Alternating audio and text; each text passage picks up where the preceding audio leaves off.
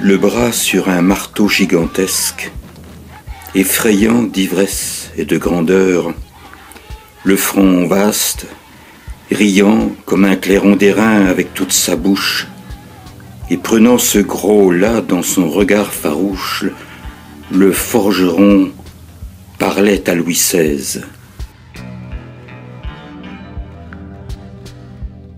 Un jour que le peuple était là, se tordant tout autour, et sur les lambris d'or traînant sa veste sale. Or, le bon roi, debout sur son ventre, était pâle, pâle comme un vaincu qu'on prend pour le gibet, et soumis comme un chien jamais ne regimbait, car ce maraud de forge aux énormes épaules lui disait de vieux mots, et des choses si drôles que cela l'empoignait au front comme cela. Or, tu sais bien, monsieur, nous chantions tralala, et nous piquions les bœufs vers les sillons des autres. Le chanoine, au soleil, filait des patenôtres sur des chapelets clairs, grenés de pièces d'or. Le seigneur, à cheval, passait, sonnant du corps, et l'un avec la hare, l'autre avec la cravache, nous foyait. Hébétés comme des yeux de vache, nos yeux ne pleuraient plus. Nous allions, et quand nous avions mis le pays en sillon, quand nous avions laissé dans cette terre noire un peu de notre chair, nous avions un pourboire. On nous faisait flamber nos taudis dans la nuit. Nos petits y faisaient un gâteau fort bien cuit. Oh, je ne me plains pas.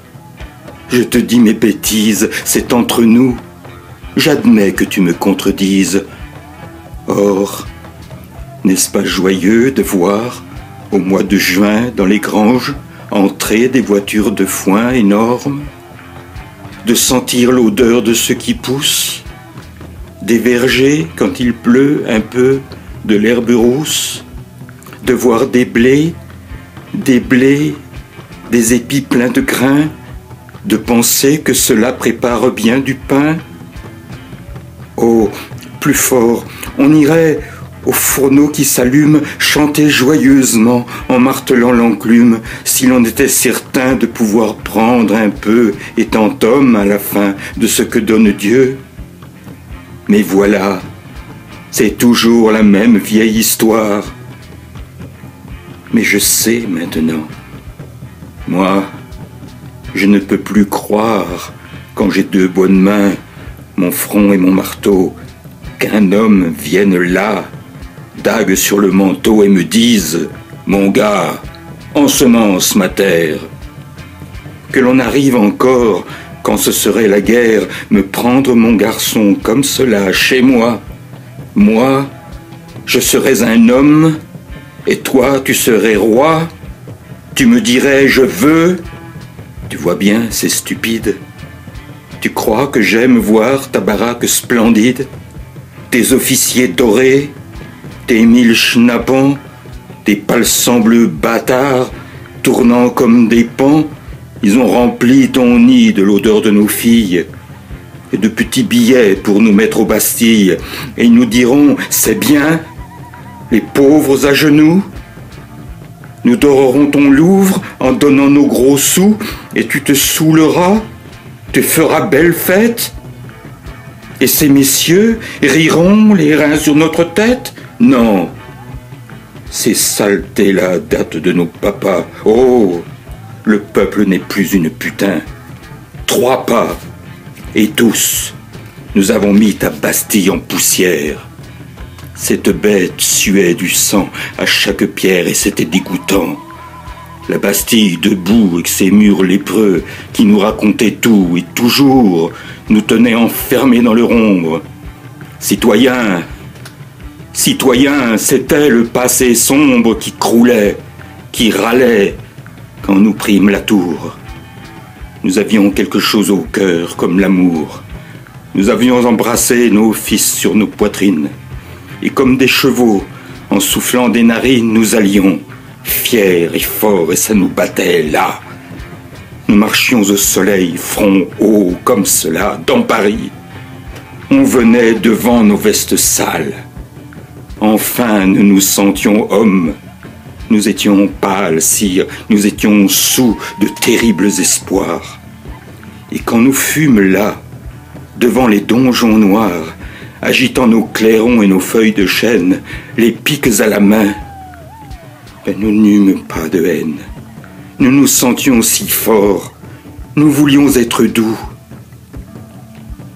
Et depuis ce jour-là, nous sommes comme fous. Le tas des ouvriers a monté dans la rue. Et ces maudits s'en vont, foule toujours accrue de sombres revenants aux portes des Richards. Moi, je cours avec eux, assommer les mouchards, et je vais dans Paris, noir, marteau sur l'épaule, farouche, à chaque coin balayant quelques drôles, et si tu me riais au nez, je te tuerais. Puis, tu peux y compter.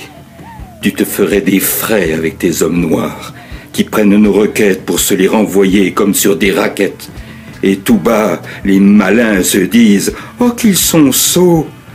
pour mitonner des lois, coller des petits pots, plein de jolis décrets, roses et de drogailles, s'amuser à couper proprement quelques tailles, puis se boucher le nez quand nous marchons près d'eux, nos doux représentants qui nous trouvent crasseux, pour ne rien redouter, rien que les baïonnettes, c'est très bien, foin de leurs tabatières à sornettes.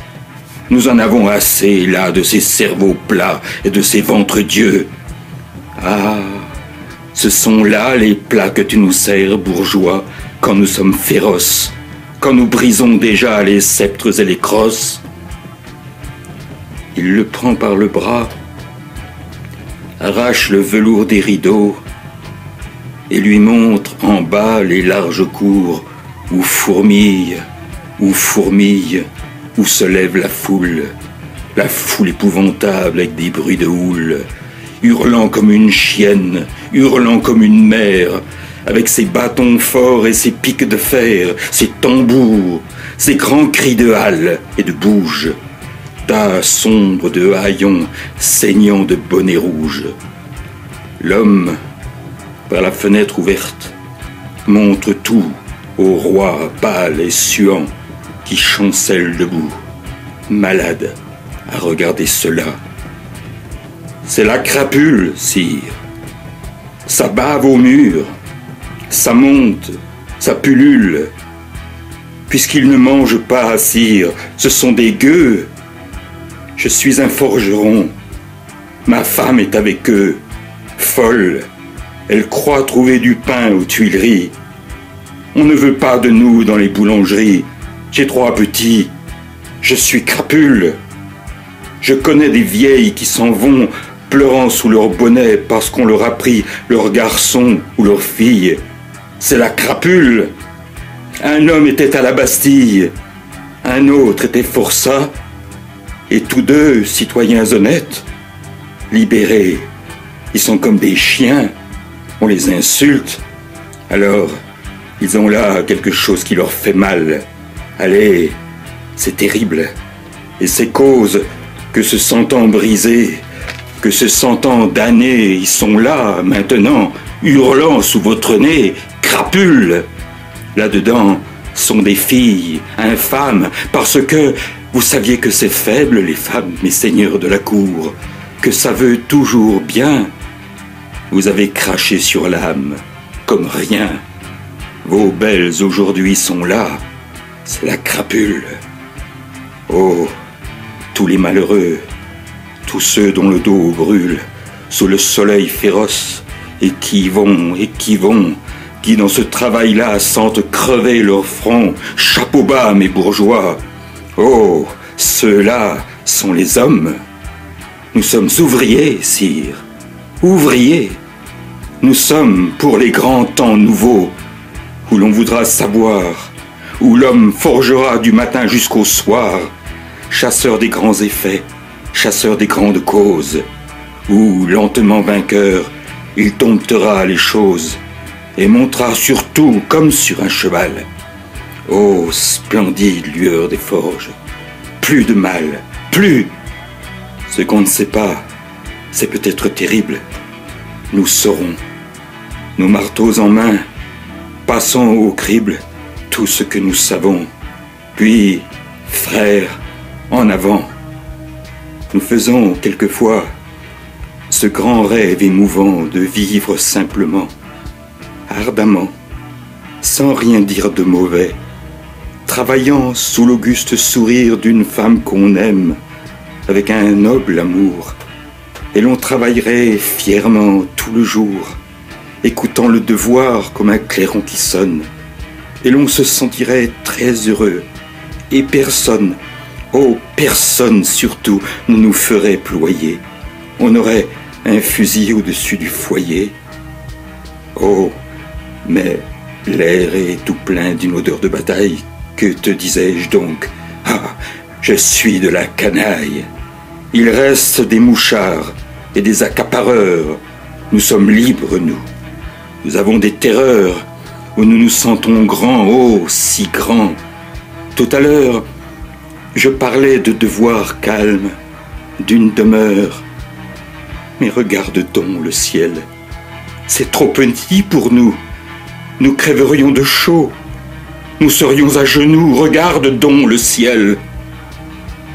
Je rentre dans la foule, dans la grande canaille effroyable qui roule, cire des vieux canons sur les sales pavés. Oh, quand nous serons morts, nous les aurons lavés. Et si, devant nos cris, devant notre vengeance, les pattes des vieux rois mordorés sur la France poussent leur régiment en habit de gala, eh bien, n'est-ce pas, vous tous, merde à ces chiens-là. Il reprit son marteau sur l'épaule.